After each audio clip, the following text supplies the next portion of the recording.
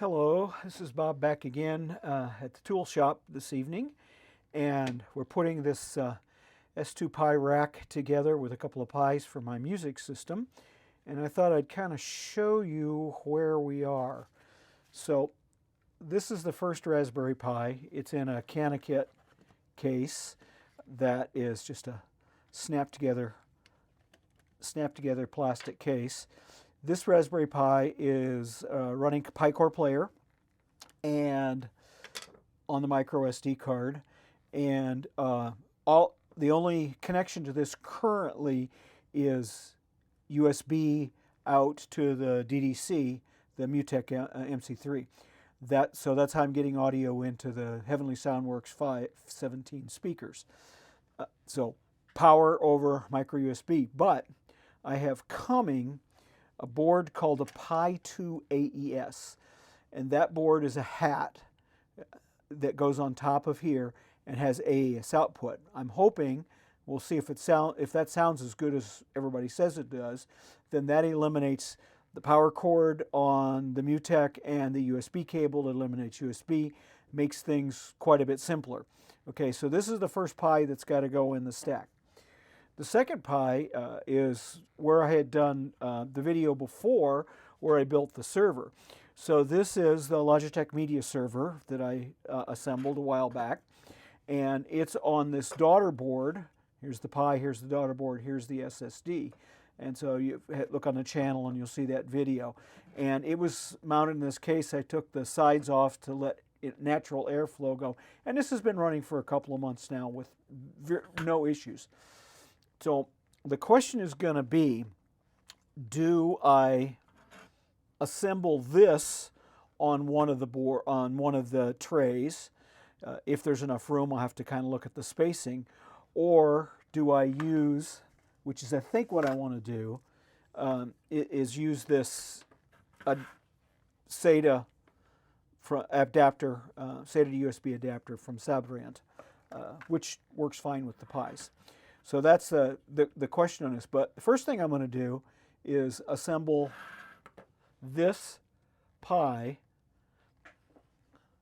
on one of these boards just to show you what that looks like. So let's do that. I want you to take the protective coating off.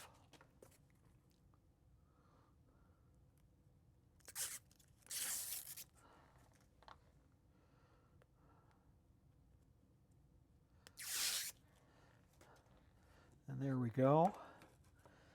And little laser cut plugs, some of them didn't fall out. So apparently there's a couple of ways of mounting the Raspberry Pi. And this is the right side, that's the left side. So the Pi would go on those four mounts right there. Now they also show a Pi going here, and don't quite understand how you do that, because that puts all the connectors right to the outside. That might be interesting. So let's just take a look at the left side here. Okay, so this goes together like that, and the Pi on the standoff, so that would put the Pi right over here and gives you very nice direct access to the Pi. Or you can be in here and have the cables and stuff kind of in the center. I kind of like that in the center. Maybe I'll read the manual here a little bit so we can see what that looks like. And the other question that I've got before we assemble everything is, if I put that board here on the top like that,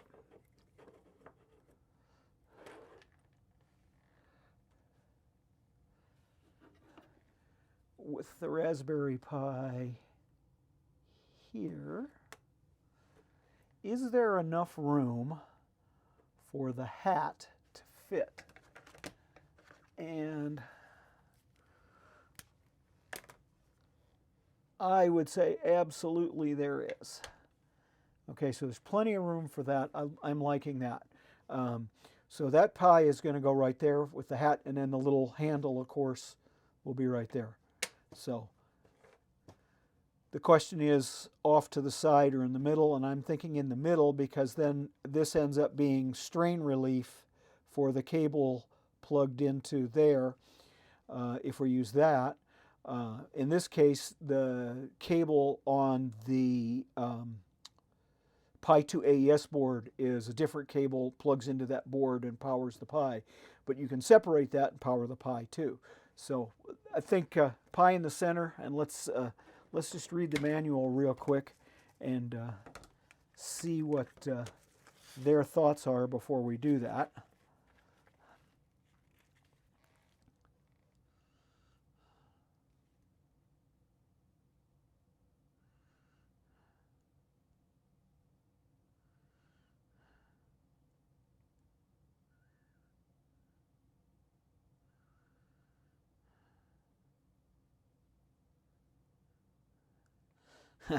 Manual's a little funny. 5 screws.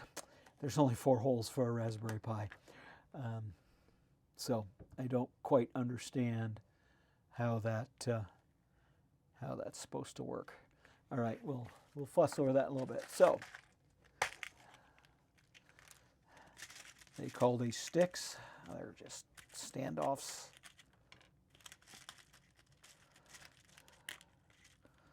Need 4 of those. And 4 of the little screws. And while they give you a screwdriver, I'm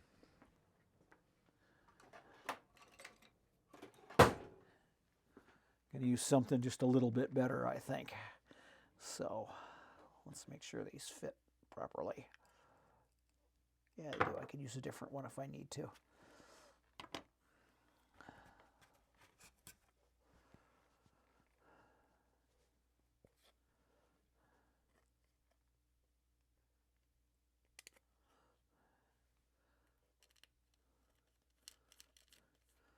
So what I'll do is just hand tighten these real quick and see how things look.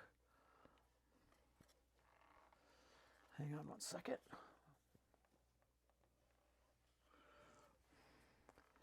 Should have plugged the recording computer into power so the screen doesn't keep going to sleep on me.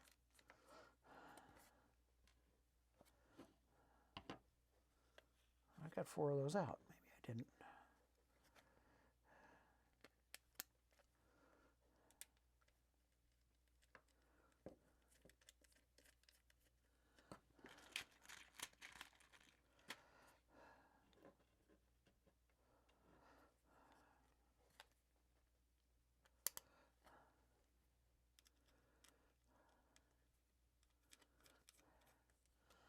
Again, like I said, I'm not going to tighten that down or make it permanent yet. I'm just going to kind of set it in here and see how it looks. And alignment is actually very good. Okay, I like that. All right. This is the right side.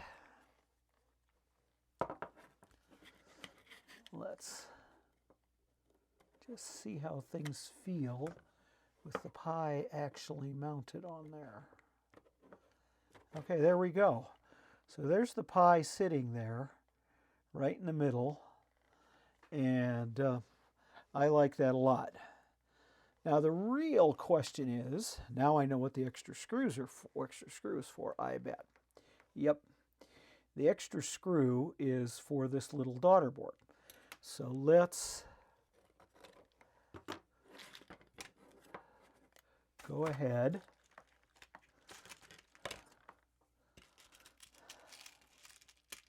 and set that up.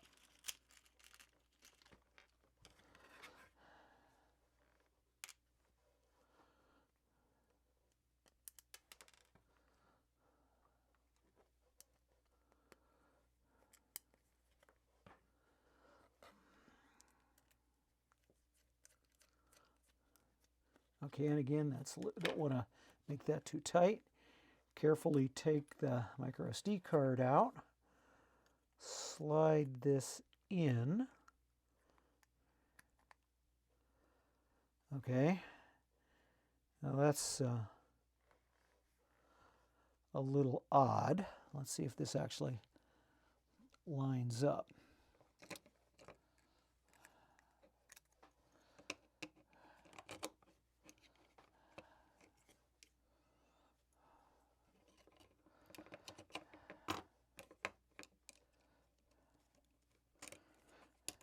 Okay.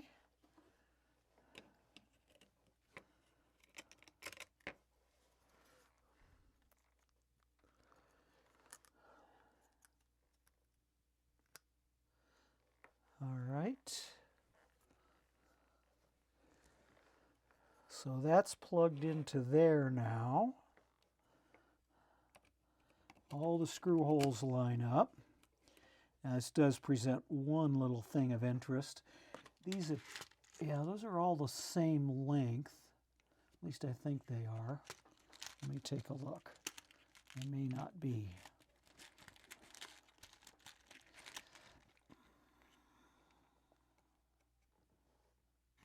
And I think they're all the same length.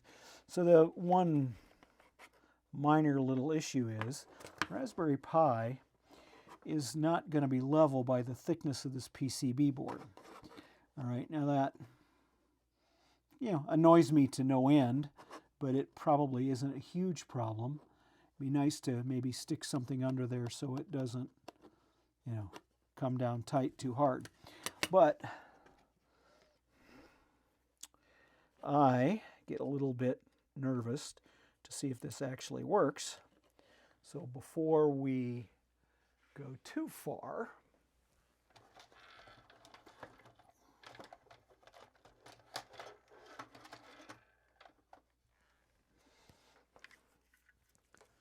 let's just take a standard CanaKit Raspberry Pi supply, plug it in, hook this Pi up to power, and see if it boots. And you can just barely see these LEDs. So the red LED came on, and the green LED is going to blink, blink, blink, blink. And the LEDs turn off almost immediately, so the software is already booted. And what I'll do is just real quick on the computer, attempt to access it from the web.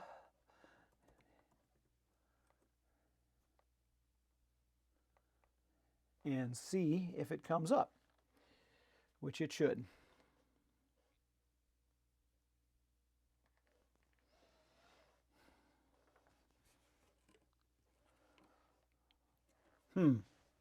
There we go. Yep, it loaded. So it's up, it's running. This is now a squeeze light endpoint. So there's an advantage. There's some advantages to having this on here, and I think I'll put it on these two, and we'll see see if it works pretty well. It's nice to have a little ease of getting at that. So shut the Pi down, and I'm going to take everything off and tighten these screws up.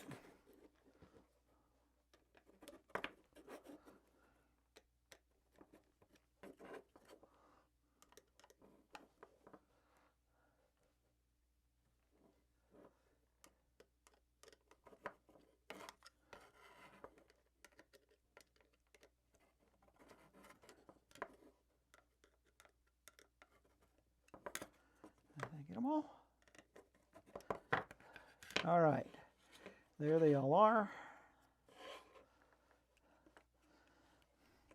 And before I bolt everything down here, I'm going to go back to the manual.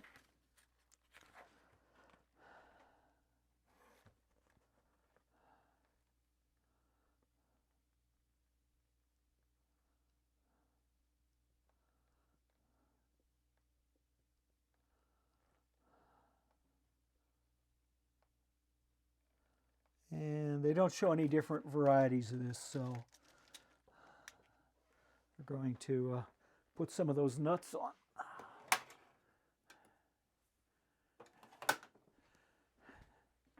Which is always fun with old fingers.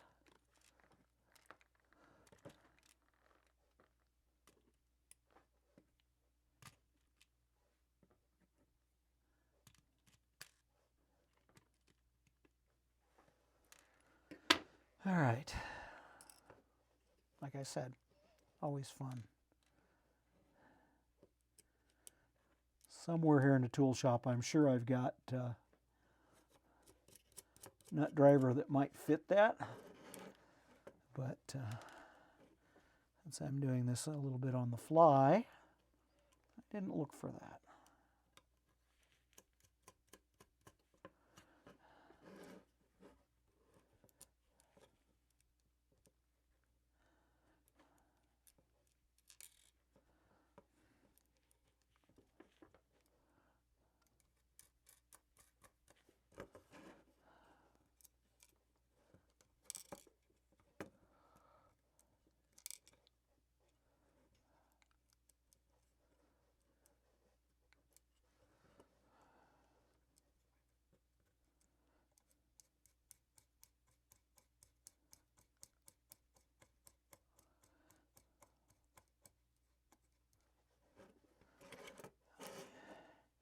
This one's going to be so much fun.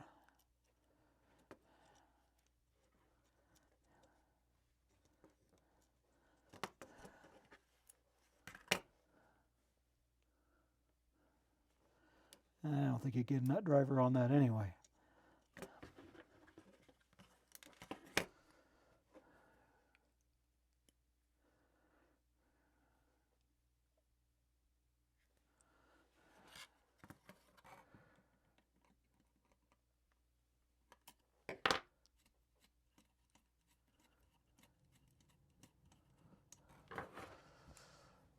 Old, long, skinny needle nose pliers.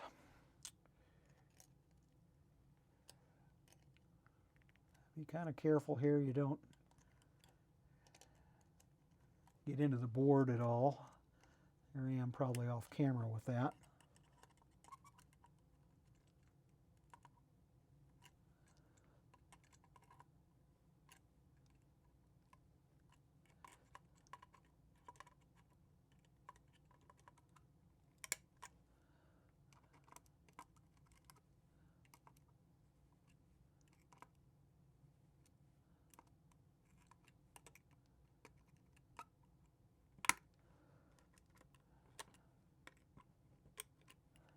Okay, I would say that first Raspberry Pi mount is done. We'll go on to the next one here on another video.